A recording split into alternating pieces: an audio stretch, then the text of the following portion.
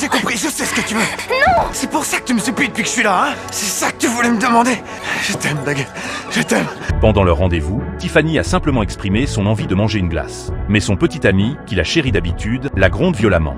Dis calme, dis donc tu t'es levé du pied gauche. J'ai raté le comptage hier à cause de notre petit détour. C'est toi qui m'as dit qu'on avait largement de temps et je t'ai cru. Tiffany lui assure qu'elle connaît bien le chemin cette fois-ci. Cependant, Coates est toujours en période de stage pour devenir gardien de prison. Peu importe les excuses humiliantes de Tiffany, il estime que la demande de sa copine ne lui apporte que des ennuis. Au moment où il se retourne, furieux, Tiffany le suit immédiatement pour s'expliquer. Qu'est-ce que tu veux, bordel?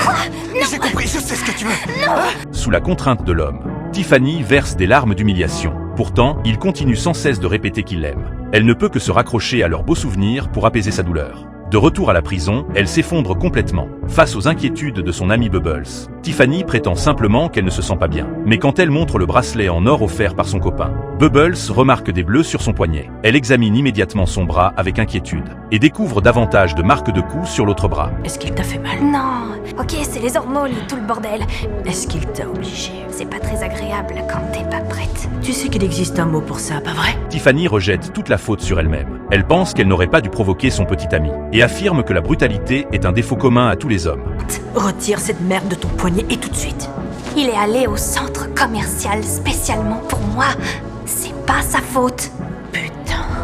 Le soir, Bubbles apporte plein de snacks à Tiffany. En échange, elle exige qu'elle lui rende des services sexuels. Tiffany refuse fermement sa demande. T'es à vendre? Alors, j'achète tes services. C'est bon, arrête ça. Bubbles se met alors en colère et la ridiculise sans cesse. Elle la compare même à une marchandise bon marché, que tout le monde peut utiliser et piétiner à sa guise. Tiffany la supplie d'arrêter ses propos blessants. Mais Bubbles rappelle à nouveau les actes brutaux de Coates. Sous la pression des mots cruels, Tiffany s'effondre totalement. Je veux que ça s'arrête. Je veux tellement que ça s'arrête. Je veux qu'il arrête de faire ça.